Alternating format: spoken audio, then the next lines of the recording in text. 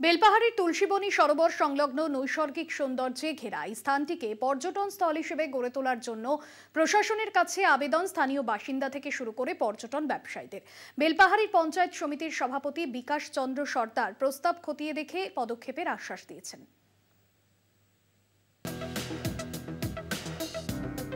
পাহাড় ডুংরি ঘেরা তুলসীবনী সরোবর, স্থানীয়রা বলেন গহম বাঁধ অর্থাৎ গভীর জলাশয়, কেউ বলেন গজ পাথর বাঁধ।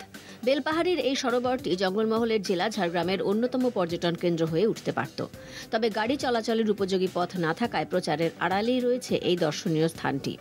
বেলপাহাড়ি ব্লক সদর থেকে তুলসীবনী সরোবরের দূরত্ব প্রায় 7 কিলোমিটার।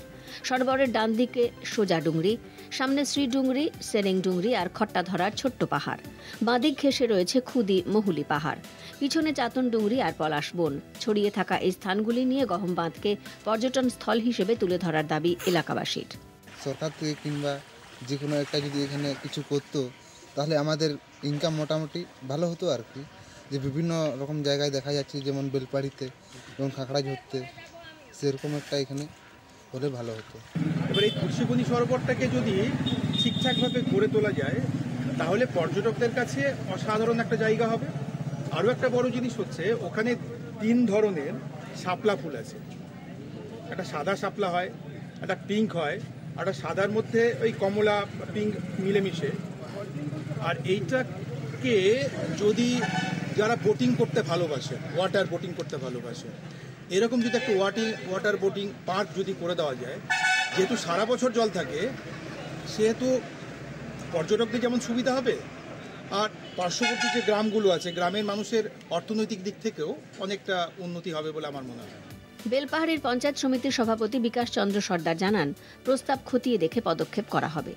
তুলসীবনীতে যে গহম বাঁধ, সেটা যখন পাশাপাশি যেগুলো আছে আমাদের কেতলি ঝর্ণা, খাদারানি, লাল জল, ঘাগরা, এর সাথে সাথে ওটাও কিন্তু একটা সুন্দর পর্যটন স্থল গড়ে উঠবে। মানে আমরা এখানকার যে প্রাকৃতিক চিত্রটা আছে এবং ওই বাঁধটাতে সারা বছর ধরে জল থাকে, সুতরাং এটাকে কিন্তু আমরা যদি পর্যটক হিসেবে তুলে ধরতে পারি, অবশ্যই এলাকার যারা পর্যটক আসছেন তাদের তো অবশ্যই ভালো লাগবে এবং সর্বোপরি আমাদের এই এলাকার একটা অর্থনৈতিক সংস্থান আরও বেড়ে যাবে। গহম বাঁধে যাতায়াতের পথ সুগম করতে প্রশাসনের কাছে আর্জি স্থানীয়দের।